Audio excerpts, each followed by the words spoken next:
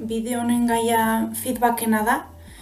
Izan ere feedbacka tresna indartsu bat da bai ikaslearen jarraipena egiteko eta baita ere ikasleari bidaian zehar akonpainamentu bat emateko, ez? Azkenean ikasleak prozesu bat egin du eta prozesu horretan bakarrik egon beharrean ingurukoen hausnarketa bat edo jarraipen bat jaso dezake, ez? Eta hori da feedbackaren helburuetako bat, bai irakaslearen eta baita norberaren eta kideen hausnarketa bat jasotzea.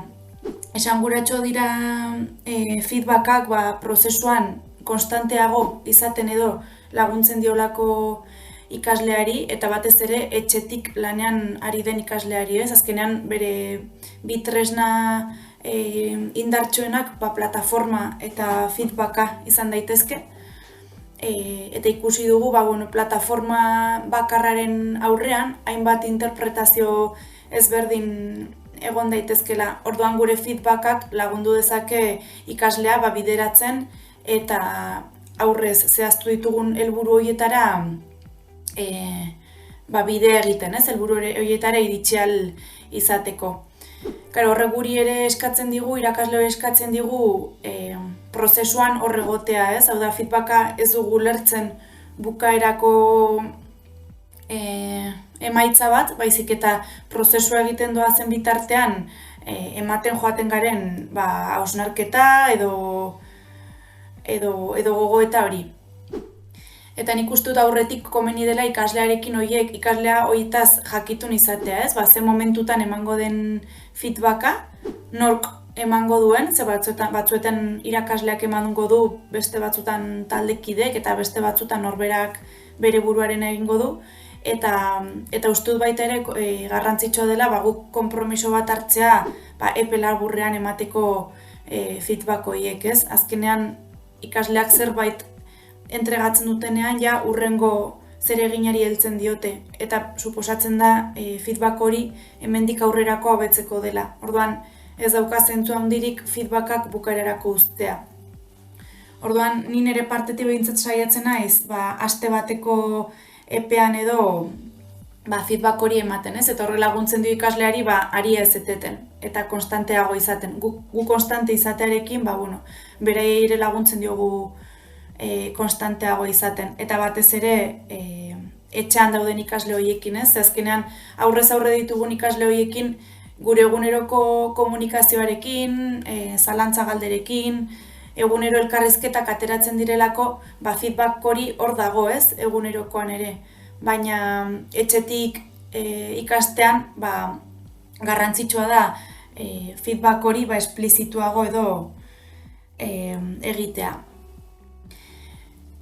Orduan bideo honetan batez ere bi alderdiren inguruan hitz egingo dugu, feedbacka emateko moduak edo ze eredu erabili ditzakegun edo ze irizpide kontutan hartu, eta bestalde batetik feedback hori bidaltzeko ze bide erabili ditzakegun. Orduan feedback ereduei dagokionez, ni saiatzen ez gure UESiko eredua ikaste maitzetan oinarritzen denez, saiatzen naiz feedbackak ere edo jarraipen ere ikaste maitzen bidez egiten. Orduan, dokumentu bat osatu behar balin badut feedback batekin, adibidez, lehenengo ikaste maitzen jarraipen egiten dut, ondoren jarraipen hori egin ahal izateko kontutan hartu ditudan irizpideak txertatzen dizkiet, ze irizpide bete diren, zein ez diren bete,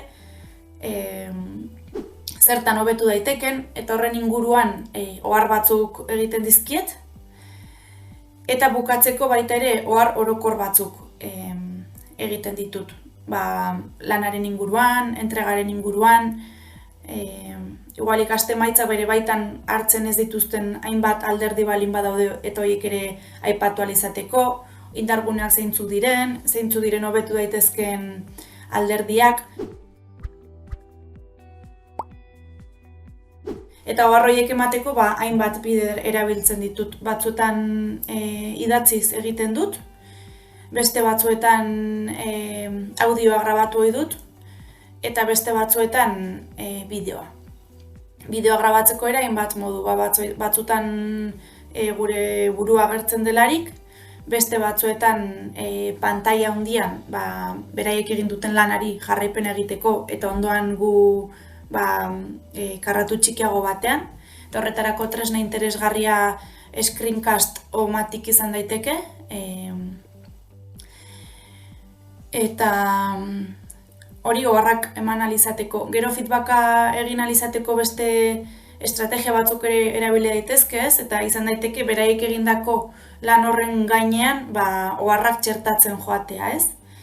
Eta nik beste modu bat erabiltzen dudana da baita ere, zeregin bat ebaluatzeko, adibidez 3 ikaste-emaitza aukeratu baldin baditut, ikaste-emaitza bakoitzari kolore bat eman, eta ikasleak entregatu duen testuan markatzen joan ze momentutan garatu den ikaste-emaitza bakoitza.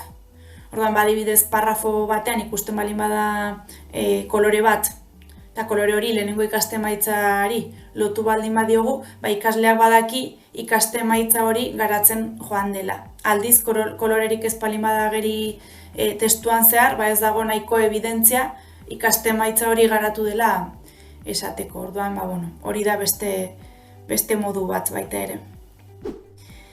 Orduan, ikaste-emaitzen jarraipena, irizpideak eta barrak. Eta hori egiteko, ahoz, bideoz, idatziz, irizpideak aterata eta checklist moduan zein bete den eta zein ez, testuan zehar ikaste-emaitza bakoitza non garatu den edo non ez den garatu adieraziz, eta baita ere ikaste-emaitza horren lorpen maila zein izan den, ez? Hau da, A, B, C izan den egoki eginez gero. Eta gero bidaltzeko moduei dagokionez, betiko moduan bidali dezakegu emaietik. Edo bestela plataformak baita ere aukera ematen du ikasleak entregatu duen zereginera joan, eta ikaslearen izenaren ondoan kalifikazioa deituriko atal bat ikus dezakegu, eta kalifikazioa atal horretan klik eginez, aukera daukagu kalifikazio kuantitatiboa txertatzeko, baina gure kasuan hori ez da oso erabilia. Orduan horren azpian aukera edukiko dugu edo oharrak egiteko eta feedbacka labur emateko, edo aurrez aipatu ditugun dokumentuak, ikasleen lanetan oharrak eginda, grabatutako bideoak, audioak edo dena delakoa plataformatik bertan ikasleari bidaltzeko, eta hor evidentziatuta gelditu daiteke prozesu hori eta jarraipen hori egin dela, ez? Plataformak azkenean informazio guzti hori gordetzen duelako.